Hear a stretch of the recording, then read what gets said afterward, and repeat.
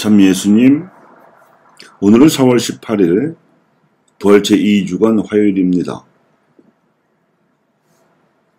그들 가운데에는 궁핍한 사람이 하나도 없었다는 사도행전의 진술을 강론 제목으로 삼았습니다. 모세에서 예수님에 이르기까지 1000년 넘게 흘러온 이스라엘 역사를 관찰하면 역사가 진보한 것이 아니라 퇴보했음을 발견하게 됩니다. 이집트에서 종살이하며 고생하던 히브리들을 매우 어렵사리 탈출시킨 모세는 여호수아로 지도자의 임무를 교대시킨 끝에 동족을 약속의 땅으로 해방시켰습니다.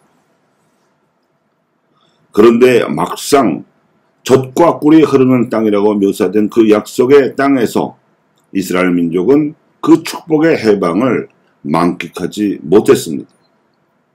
그러기는커녕 이스라엘은 또 다른 이집트처럼 변질되어 가고 있었습니다.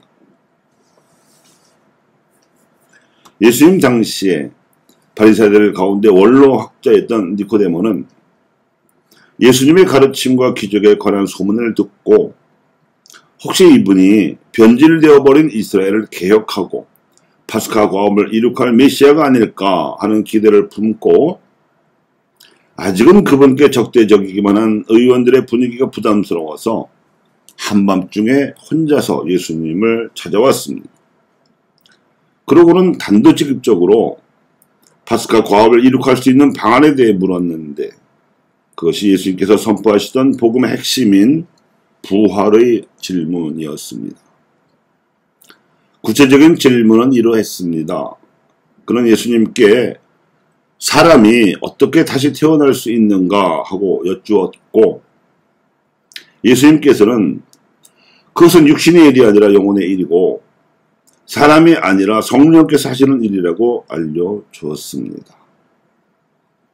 그렇게 새로 태어나는 부활이야말로 죽어서 내세에서 누리게 될 영원한 생명을 지금 여기서부터 누리게 될 보증이며 내세의 영원한 생명을 목적으로 현세의 해방을 추진해야만 진정한 파스카 과업을 이룩할 수 있다는 뜻이었습니다.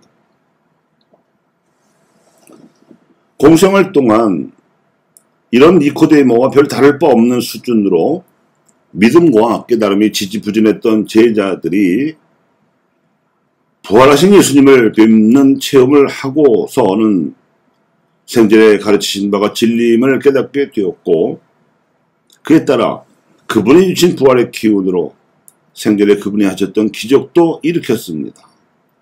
이것이 제자들이 사도로 부활한 것이었습니다. 그리고 사도가 된 제자들이 일으키는 기적을 본 초대교회 신자들도 그 기적이 부활하신 예수님께서 일으키시는 일임을 알았고 이것이 파스카 고압의 시작임을 알아보았으며 부활에 동참했습니다.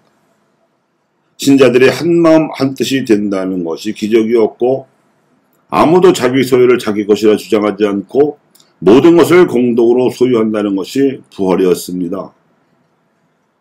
그 신자들이 보여주는 공동체야말로 주 예수님께서 부활하셨다는 또 다른 증거라고 사도들은 증언해 주었고 이를 통해 커다란 매력을 느낀 주변 유다인들도 합류하는 바람에 모두들 큰 은총을 누렸습니다. 그렇게 해서 그들은 조상들이 이집트에서 탈출하여 이룩하려던 진정한 의미의 해방을 성취하기에 이르렀습니다. 이 모습을 사도행전은 이렇게 담담하게 기록하고 있습니다. 그들 가운데에는 궁핍한 사람이 하나도 없었다.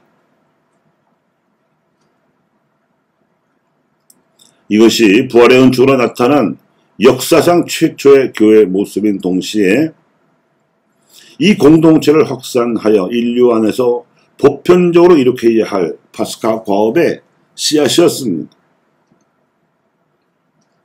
파스카 과업을 예수님께로부터 유업으로 받은 교회가 부활을 증거하려는 신앙인들이 모여서 섬기고 나누는 공동체여야 한다는 것은 역사적으로 계시된 하늘의 비밀, 즉 천기와도 같았습니다.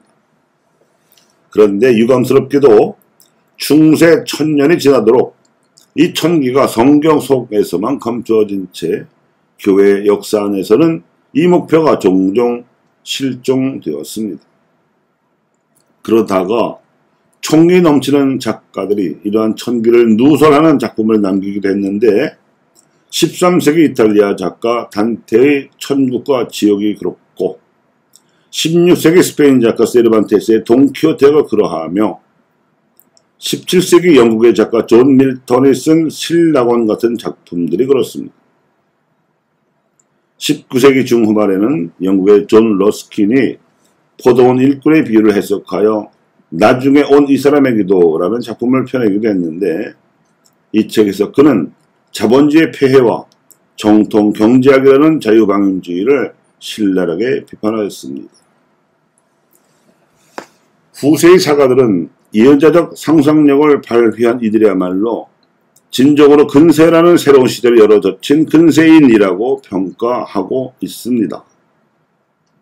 그런데 이들의 작품 속에 담긴 메시지는 자본주의 사조가 명예를 떨치는 이 현대사회에서도 여전히 날카로운 생명력을 지니고 있습니다. 그만큼 현실이 녹록지 않습니다.